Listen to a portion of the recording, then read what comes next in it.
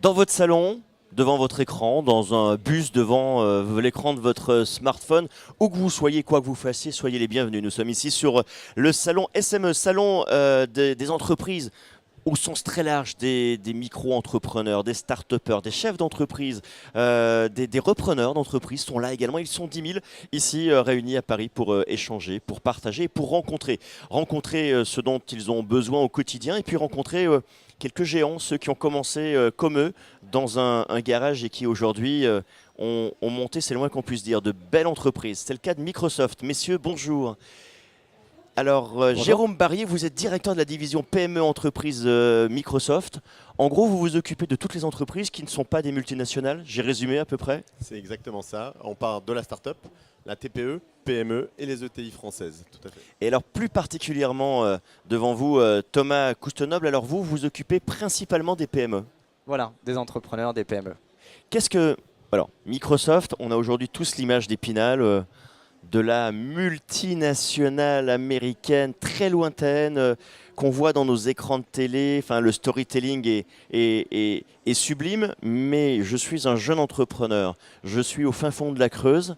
Ma question va être, mais comment aujourd'hui je peux avoir moi un contact avec ce géant? Comment je peux communiquer avec Microsoft? Et comment Microsoft va m'aider dans le montage de mon entreprise? Comment vous réalisez cet exploit-là? Alors, effectivement, on reste une multinationale, mais on est dédié sur le marché français avec une proximité. Et c'est un de nos caractéristiques aujourd'hui, c'est travailler sur cette proximité auprès des entrepreneurs. Donc, on a déjà des agences en région. On est présent à Lyon, à Toulouse, à Nantes, à Lille. Et on est présent aussi par notre réseau de partenaires. Tout notre réseau de partenaires, c'est aujourd'hui plus de 10 500 partenaires à travers la France, donc énormément en région. Et à travers ce réseau, on travaille auprès de nos clients, auprès des entrepreneurs, des startups, des incubateurs et des TPE également. Et on insuffle et on les aide à se former à la transformation numérique, à avancer au jour le jour pour progresser et également au sein des solutions dédiées pour eux, dédiées pour ces entrepreneurs. Alors, cette transformation numérique aujourd'hui, c'est vraiment le maître mot. On le voit, il y a beaucoup de choses qui sont mises en place, y compris des grands groupes aujourd'hui, qui ont du mal tout le monde sait qu'il faut aller dans cette direction-là, mais entre le savoir et le pouvoir, il y a souvent une petite différence. Comment vous arrivez à accompagner aujourd'hui? Comment vous arrivez à traduire la technologie que vous créez? Comment vous arrivez à la transformer en choses concrètes, précises? Comment vous traduisez ça? Il faut voir également que Internet a considérablement bouleversé la façon dont on utilise finalement les logiciels, les applications. Et c'est aussi pour cette raison-là que les entrepreneurs aujourd'hui ont accès à des coûts très très bas à de l'innovation technologique pour des solutions de collaboration, de travail en équipe, de messagerie, d'applications pour les experts comptables ou autres. On peut créer aujourd'hui son entreprise avec quelques dizaines d'euros par mois pour avoir tout son système d'information et opérer finalement comme une multinationale, mais à une échelle de l'ordre de 2, 3, 4 personnes. Donc ça, c'est aussi un changement de paradigme qui est fondamental. Le corollaire à ça, c'est que ça donne aussi la possibilité à ces structures-là d'être très agiles, de prendre des risques et d'innover. Et c'est ce qui intéresse aussi les grandes entreprises. Et en France, on voit de plus en plus, finalement, ces comptes du CAC 40 ou du SBF 120 qui s'associent avec les startups, voire même qui créent leur propre incubateur pour justement accélérer cette innovation, car ils se rendent compte que finalement, l'innovation va venir de l'extérieur, va venir aussi de structures plus agiles, quitte à les incuber, et ensuite à les réintégrer dans l'entreprise sur la création de nouveaux services. Mais on voit véritablement d'un côté ce changement de paradigme avec l'accès à l'informatique, et de l'autre ce partenariat entre les grands groupes et les entrepreneurs.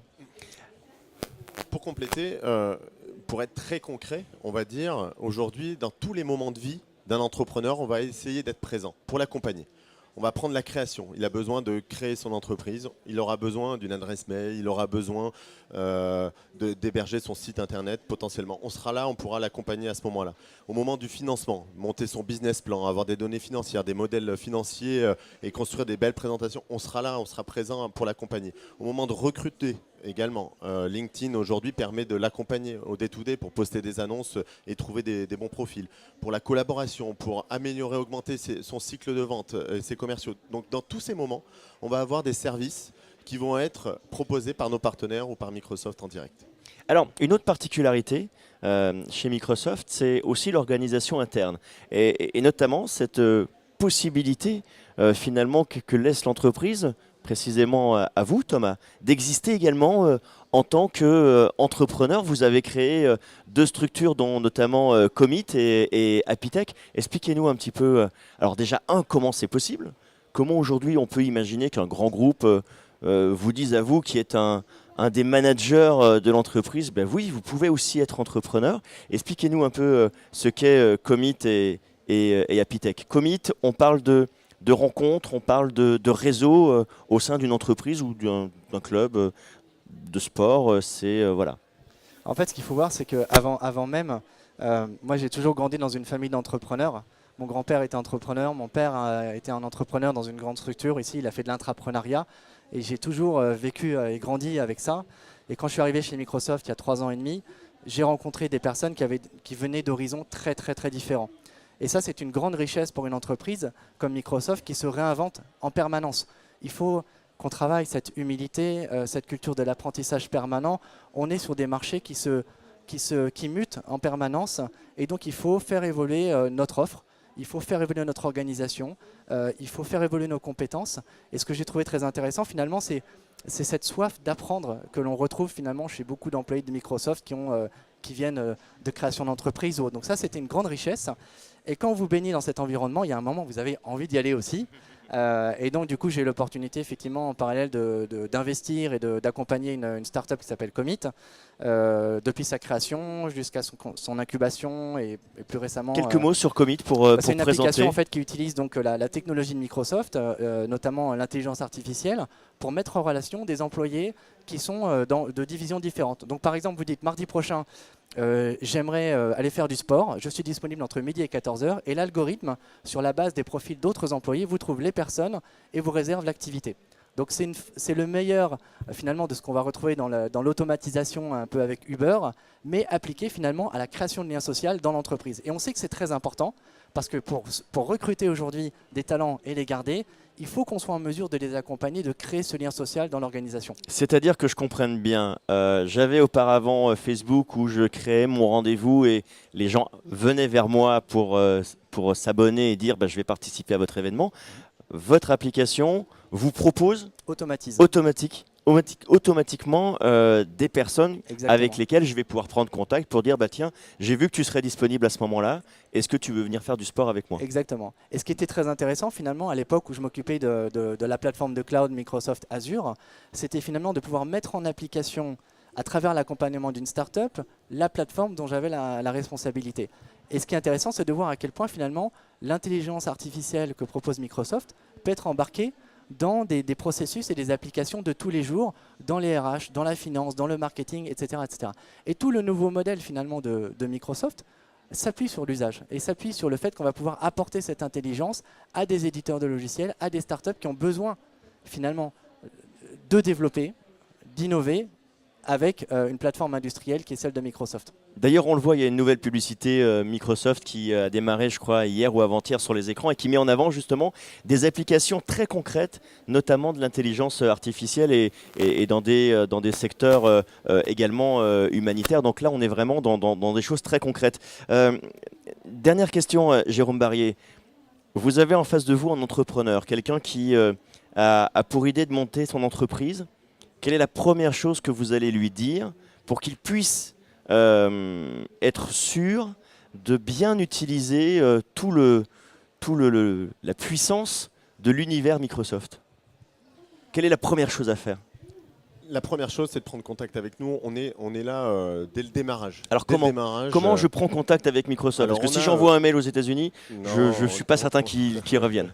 On a typiquement, pour prendre cet exemple-là, on a toute une business unit chez Microsoft dédiée aux startups, avec une équipe qui est présente, une équipe technique, une équipe marketing, qui peut les accompagner au jour le jour pour avancer et développer leur business. C'est-à-dire moi qui suis en train de monter mon projet, je peux prendre contact avec Tout à fait. quelqu'un à Microsoft Complètement. en France et Exactement. qui va effectivement pouvoir m'accompagner sur mon projet. Et vous accompagner sur tous les pans du projet. Vous coachez, personnellement je coach des startups, mais vous coachez aussi, vous accompagnez techniquement parlant, et puis vous donnez accès à des programmes qui sont gratuits pour les startups, Microsoft for Startup dédié, qui vous donne accès à des services directement pour développer votre logiciel. Soyez encore plus concret, je vais où?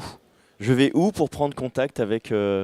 Alors typiquement, vous avez un site dédié pour les startups qui est Microsoft for Startup, et vous allez sur ce programme-là, vous enregistrez et on peut vous accompagner directement. On accompagne plus de 3000 startups aujourd'hui et 300 startups très spécifiquement dans lequel on a cet accompagnement dédié pour eux aujourd'hui en France. Très bien. Messieurs, merci infiniment. Jérôme Barrier, merci beaucoup Thomas Coustonoble. Merci. Et à très bientôt. Merci. Et nous, on se retrouve également derrière votre écran. On sera là également pour vous parler d'entrepreneuriat, pour vous parler de cette belle énergie que nous vivons ici, évidemment pour vous parler également du salon SME. À bientôt.